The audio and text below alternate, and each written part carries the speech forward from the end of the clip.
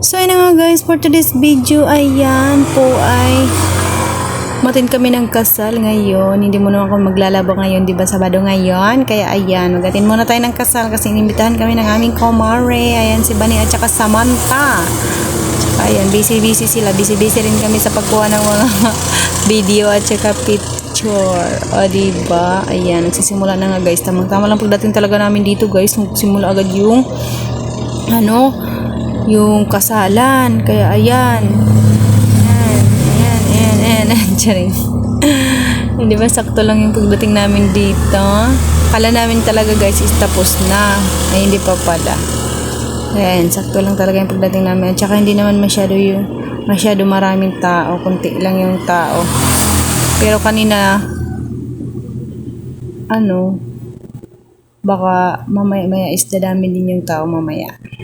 Kaya tingnan na lang natin. Ayan na yung bride. Hinantay na lang natin yung bride na pumasok. So, ayan na.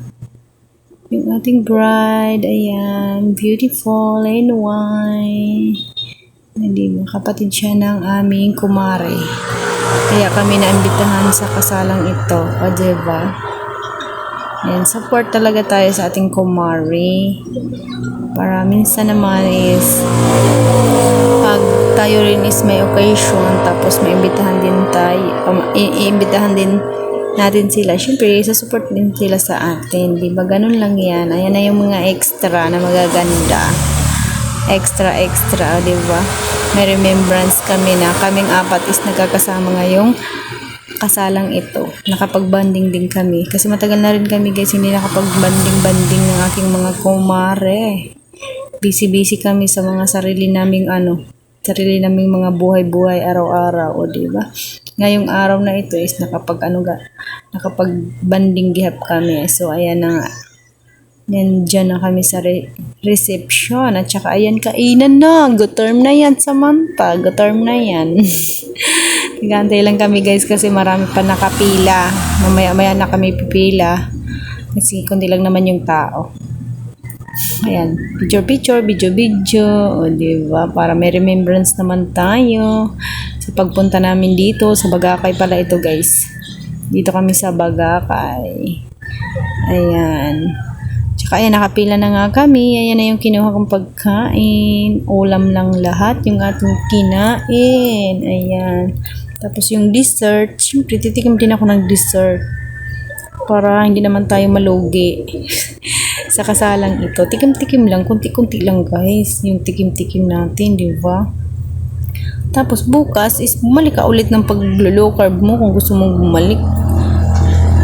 Kasi ako ganyan lang naman ako pag yung nag-crave ka sa mga pagkain na matatamis, syempre pagtikim ka rin na minsan wag lang marami, kunti lang tikman natin. Huwag tayong masyadong sa katawan natin. Baka bumalik na naman ulit yung ating katabaan. Dati ayoko nang bumalik doon. Kaya ako, patikim-tikim na lang talaga ako ngayon. Disiplina lang talaga guys sa sarili. Dapat pag may mga pagkain at saka may mga okasyon, wag yung pairalin yung ating katakawan, di ba? Minsan mayroon tayong yung parang gusto nating kainin lahat ng mga pagkain na natin nakikita. Pero hindi naman po natin kailangan kumain ng marami. Kunti lang po, pwede tayong tumikim-tikim pa konti-konti lang. Disiplina ba sa sarili ba para hindi na naman bumalik yung ating katabaan dati. Kaya ayan, talagang tinatatak ko yan sa ulo ko na hindi na ako bumalik doon sa aking katauhan dati na sobrang katabaan at hindi ko dati masuot yung gusto kong isuot. Katulad ngayon na may okasyon, di ba?